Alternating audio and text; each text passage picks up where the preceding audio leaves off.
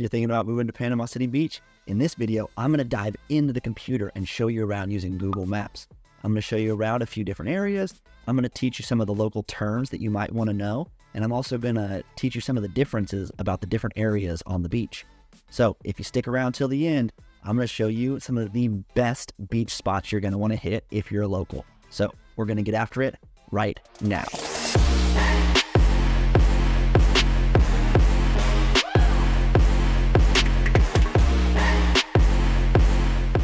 If it's your first time to the channel and you're looking for everything you need to know about living in Panama City Beach, or 30A, then make sure to subscribe and hit the bell for notifications so that you are the first to know about the current market here in Panama City Beach.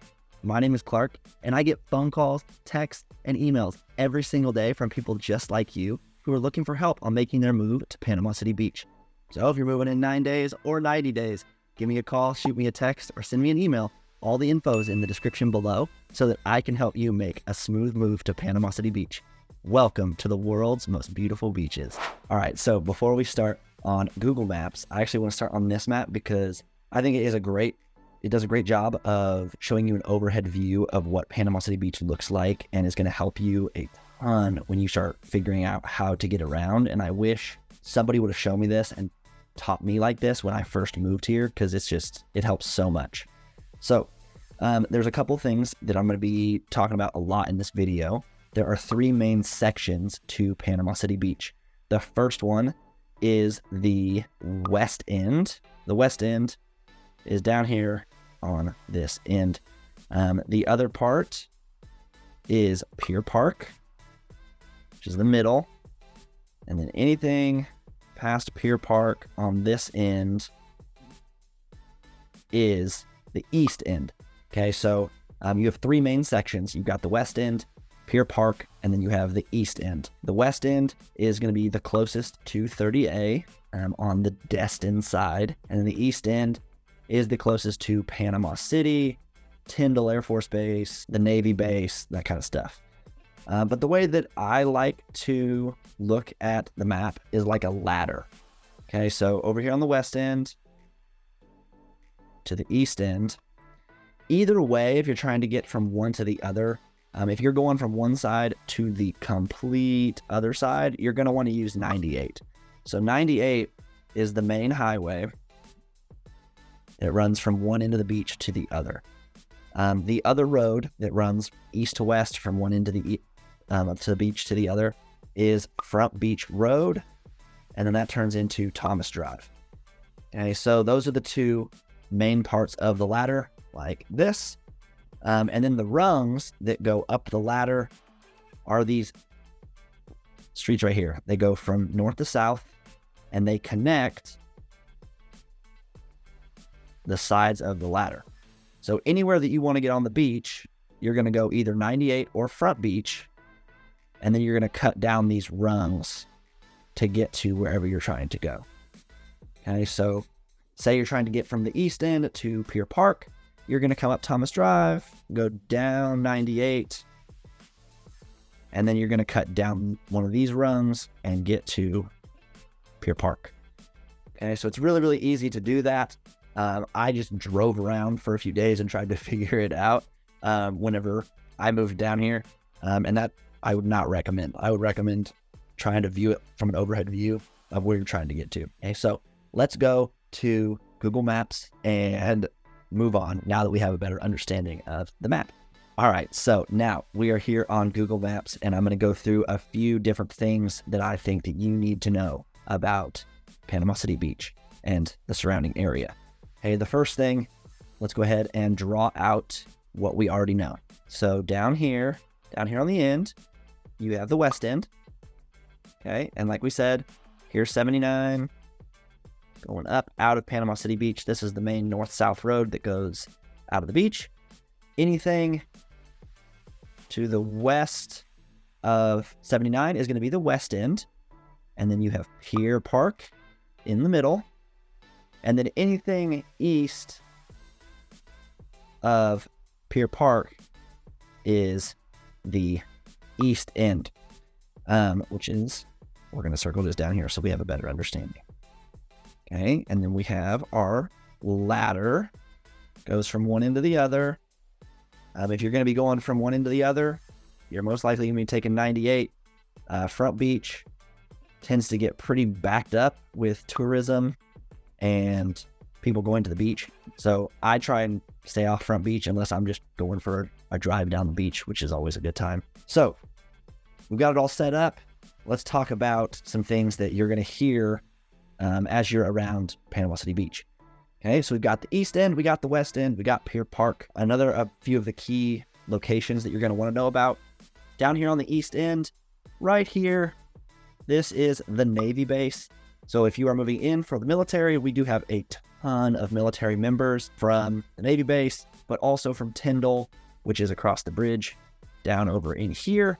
So we have lots and lots of military families that are in our area, and that's a great place to know. You're going to hear a lot about Navy base, over by the Navy base, stuff like that. The Navy base is not just for the Navy. That is where they train all branches for diving. So doing any kind of special operation diving, they're going to go there. They're going to get trained. That's where they do it. Another place over here on the East End you're going to want to know about is St. Andrew State Park.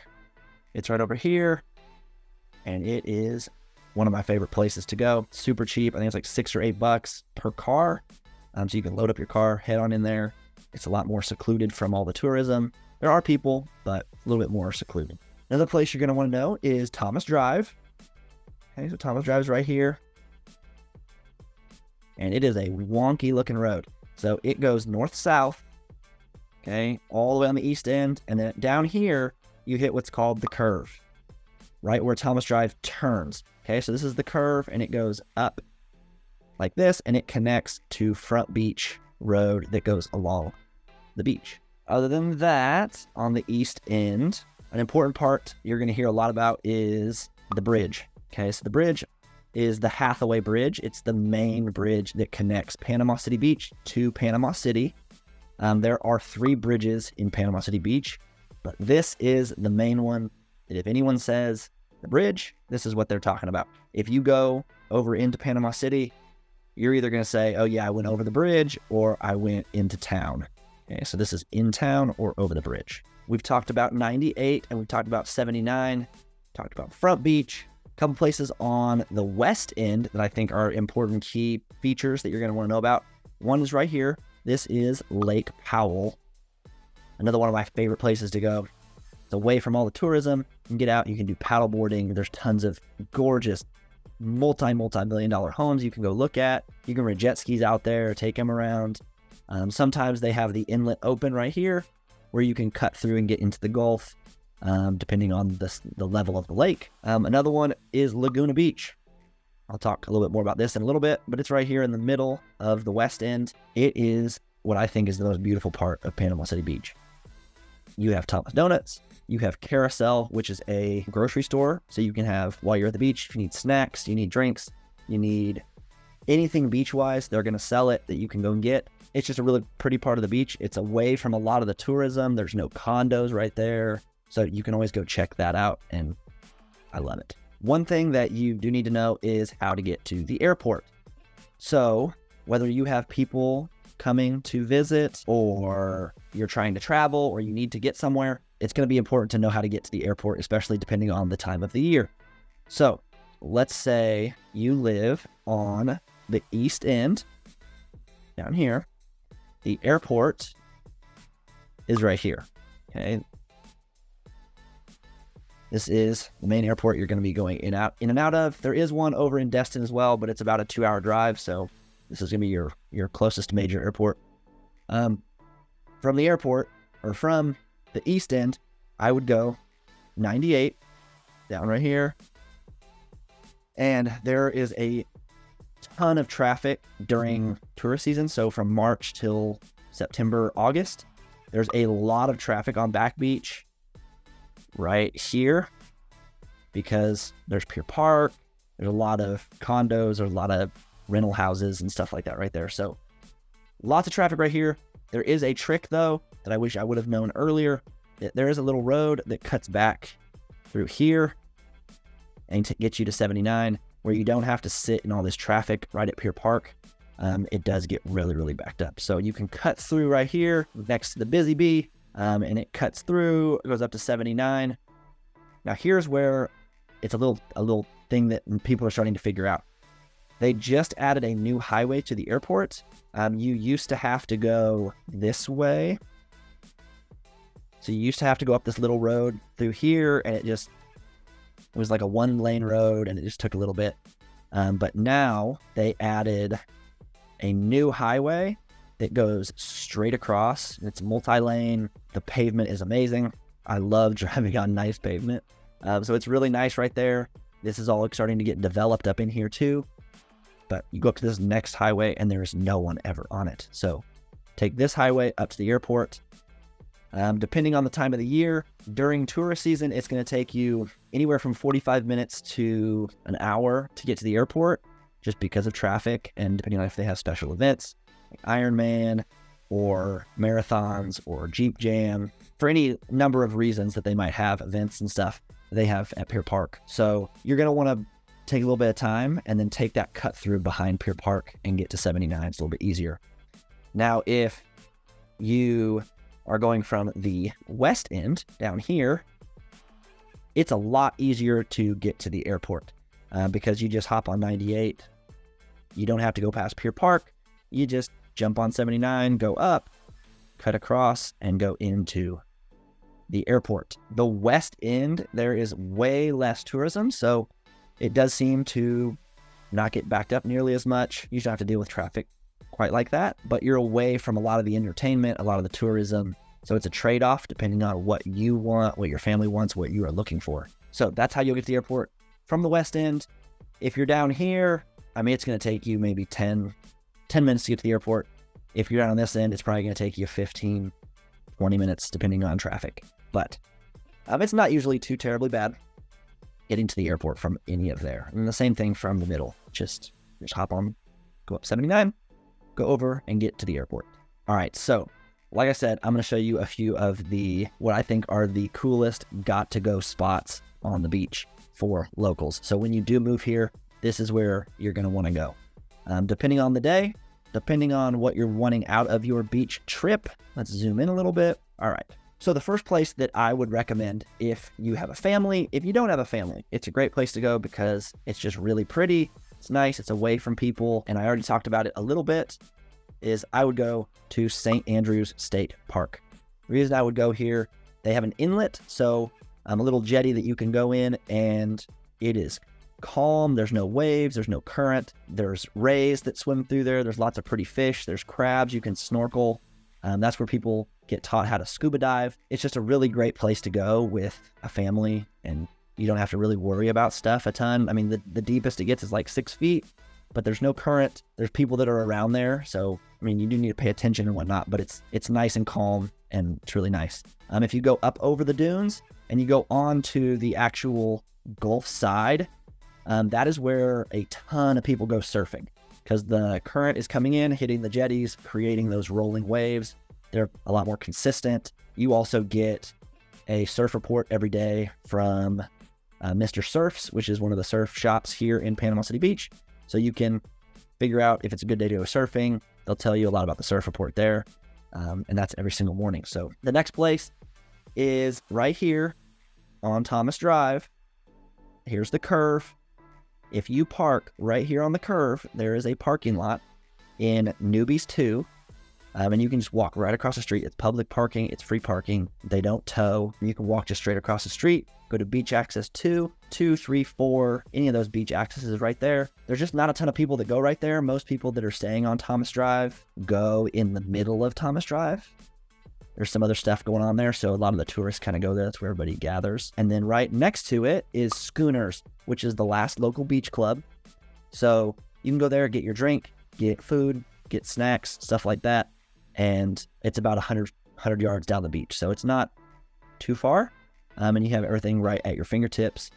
You don't have to worry about getting beach parking because it's always open right there at Newbies 2. A place that we have started going if you do want to be around a few more people. A great place to go is Richard Seltzer Park. It is a conservation park right here in the middle of Thomas Drive. There is a lifeguard stand. There is a police station area right there. There are showers and bathrooms and anything you're going to need for at the beach. It's all right there.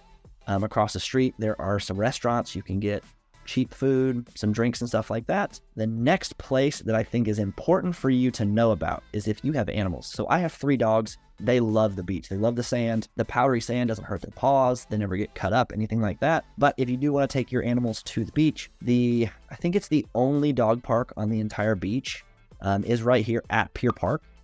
Okay, on the west side over here. On the west side of the pier, tons of people bring their dogs there. They can get in the water, they can go up and down the beach, and that's a place that you can take your animals and not have to worry about getting a ticket for having them on the beach. Everywhere else on the beach, you're not supposed to have your animals or your pets. Do I take my dogs to the beach during the off season from September until March? Yes, but I do run the risk of, getting a ticket. So you can take that at your own discretion. The other place that I'm gonna go to is Laguna Beach. I've talked about this a little bit.